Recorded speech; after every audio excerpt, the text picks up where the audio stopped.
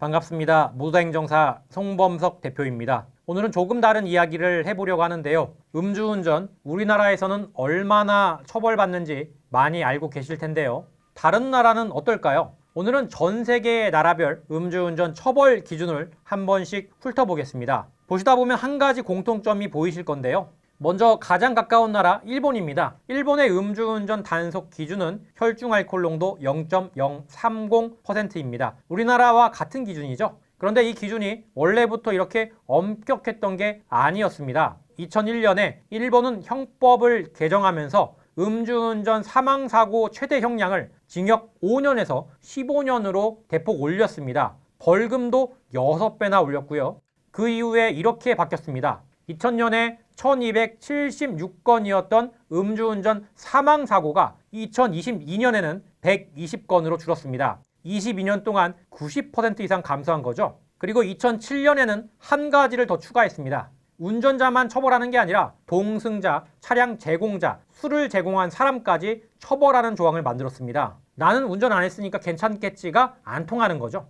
자, 미국입니다. 미국은 주마다 기준이 다른데요. 일반적으로 혈중 알코올 농도 0.080%가 기준입니다. 그런데 사고가 나면 이야기가 완전히 달라집니다. 뉴욕주는 사상자가 있는 경우 최대 15년 징역이 선고되고요. 워싱턴은 사망자가 나오면 1급 살인죄를 적용해서 50년에서 종신형까지 가능합니다. 음주운전으로 평생 감옥에 있어야 된다는 소리죠. 여기서 끝이 아닙니다. 미국에서 음주운전 한번 걸리면 보험료가 어떻게 되겠습니까? 사고 이력이 없는 일반 운전자의 연간 보험료가 평균 1,442달러인데 음주운전 한번 적발되면 2,320달러로 61%가 올라갑니다. 벌금 내고 보험료 오르고 전과 기록 남고 미국에서 음주운전은 정말 인생이 달라지는 큰일이죠. 유럽으로 넘어가 보겠습니다. 영국은 0.080%가 기준인데 사망사고를 내면 최고 14년 징역에 최소 2년 면허 취소입니다. 벌금에 법정 상한이 없습니다. 판사 재량껏 매길 수 있는 거죠.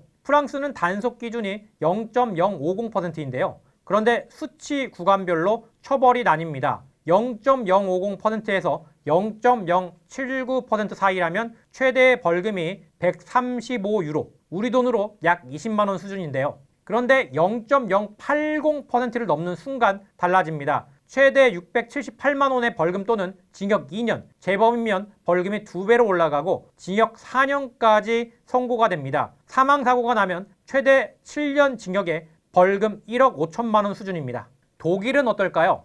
0.050% 이상부터 단속 대상이고요. 0.050%에서 0.110% 미만이면 징역은 없지만 재범이면 벌금이나 징역이 나옵니다. 그런데 헝가리, 체코, 루마니아는 아예 다른데요. 한 방울의 술만 마셔도 단속 대상입니다. 무관용 원칙이죠. 스웨덴, 노르웨이, 폴란드도 0.020%부터 규제합니다. 소주 반잔 수준에서 이미 단속 대상이 되는 건데요. 이제 좀 특이한 나라들 얘기를 좀 해드릴게요. 핀란드는 음주운전에 걸리면 한 달 급여가 그대로 몰수가 됩니다. 월급을 통째로 가져가는 거죠. 말레이시아는 음주운전자를 즉시 감옥에 수감하는데요. 기혼자라면 배우자도 함께 감옥에 갑니다. 태국은 좀 다른데요. 음주운전자에게 교통사고 피해자의 시신이 안치된 영안실에서 봉사활동을 하도록 명령합니다. 직접 눈으로 보고 느끼게 하는 거죠. 싱가포르와 호주, 대만은 신상 공개를 합니다. 싱가포르는 상습범의 경우에 언론 1면에 신상이 공개되고요.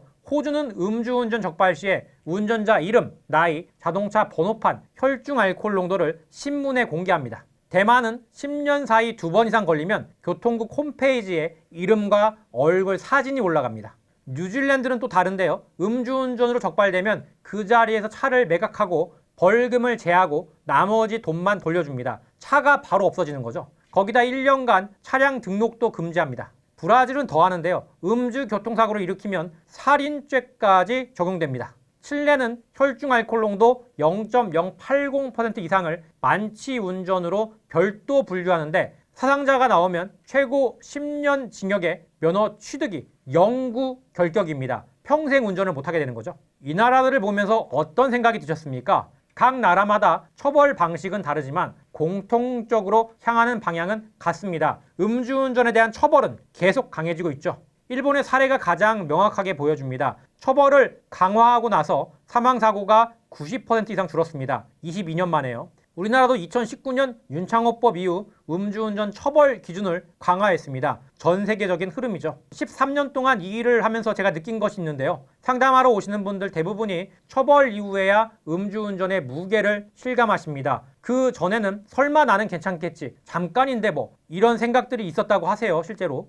그 순간의 판단이 이후의 삶을 어떻게 바꾸는지 오신 분들이 가장 잘 알고 계시겠죠? 오늘은 해외 음주운전 처벌 기준을 함께 살펴봤습니다. 나라마다 방식은 다르지만 방향은 같습니다. 더 엄격하게, 더 강하게. 다만 이미 실수를 하셨다면 다시 건전한 사회 구성원이 될 수 있는 노력을 하시는 게 중요하겠죠. 그 노력을 어떻게 해야 하는지를 알 수 있는 공간을 마련했습니다. 아래 6만여 명의 비슷한 사연을 가진 모두다 행정사 네이버 카페에 들어가 확인해 주십시오.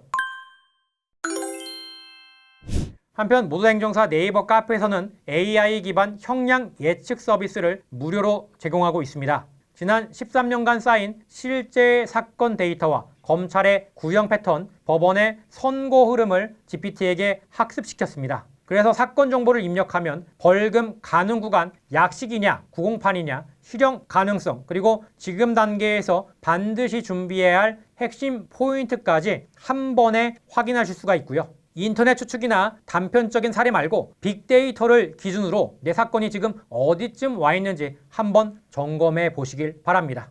제 번호로 개인 카톡을 주시면 별도 절차 없이 바로 무료 AI 형량 예측 서비스 신청이 가능하고요. 함께 참고하실 만한 곳으로 니본 심리교육센터가 있습니다. 실형 등 형사처벌을 방어하기 위해서는 재범방지 교육이 중요할 수 있는데요. 음주운전 재범방지 교육과 심리교육 프로그램, 양형자료 준비 방향까지 정리되어 있으니까 필요하신 분들은 한번 살펴보시고요. 홈페이지 주소는 고정 댓글에 남겨두겠습니다. 이상 모두다 행정사 송범석 대표였습니다. 감사합니다.